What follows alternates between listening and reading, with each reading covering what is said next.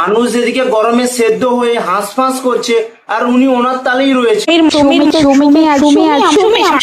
ধতবাল। এক সরাই কানের পাটটা খুলে দেবো। ও আচ্ছা তাই, তাহলে একটু ওয়েট করো। তোমার খোলা হাওয়া ভালোই চলছে। আমাদের বাড়ির পাশে আছে একটা শ্মশান। সেই শ্মশানে থাকে দুটো শাকচুন্নি। আরেকটা গেল কই? ऐसी क्या चीज है जो बच्चों को डरा रही है? নেমন্তন্ন বাড়ি আমাদের অনেকই থাকে। নিমন্ত্রণ বাড়ি যাবে তো কি হয়েছে, তাও কি তোমাকে চুল উঁচু করে ফরফর করে ঘুরতে হয়?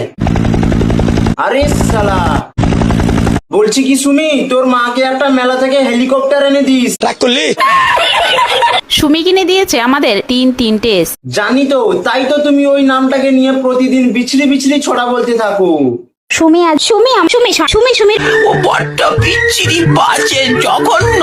তোমরা তো সবাই জানো। আমি কিন্তু অ্যাকশন তো নিতেই হবে। তো hello guys, welcome to back to my channel ছোট্ট ছেলে। গুরুজনরা আর বাচ্চারা ভিডিওটাকে স্কিপ করে দাও, আর যারা ভিডিওকে দেখছো তারা কানে হেডফোন পরে আসো। আজকে ছেলে মেয়ে বাইরে থেকে কত কিছু কিনে নিয়ে আসলো। আর সুমি বাইরে গেলে কিছু না কিছু নিয়েই আসবে। বাইরে থেকে তো নিয়ে আসবে। ওই ভেড়াটা অরিজিনাল গাছ, প্লাস্টিক গাছ দুটোই নিয়ে আসলো। আমার ছেলের পছন্দ মিয়মরের খাবার। তুমি এরকম কথা বলছো কেন গো কাকিমা? হাঁপানি হয়েছে নাকি? শরীর ঠিক আছে তো? ওষুধপত্র খাচ্ছ তো ঠিকঠাক? সুমি কিনে দিয়েছে আমাদের তিনটে এস। তাই তো প্রতি সময় তুমি তোমার সুমির পাঁচালি পড়তে থাকো। সুমি সুমি সুমি। ছোটবেলা আমার শাখা পড়ার অনেক শখ ছিল। শাঁখা পড়ার শখ ছিল? পাগল টাগল নাকি?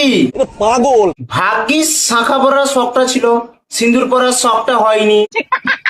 মা কাকিমা যখন শাখা পড়তো আমার খুব ইচ্ছে করতো। মানে মাসিমা তুমি তাহলে ছোটবেলা থেকে পেকে গিয়েছিলে?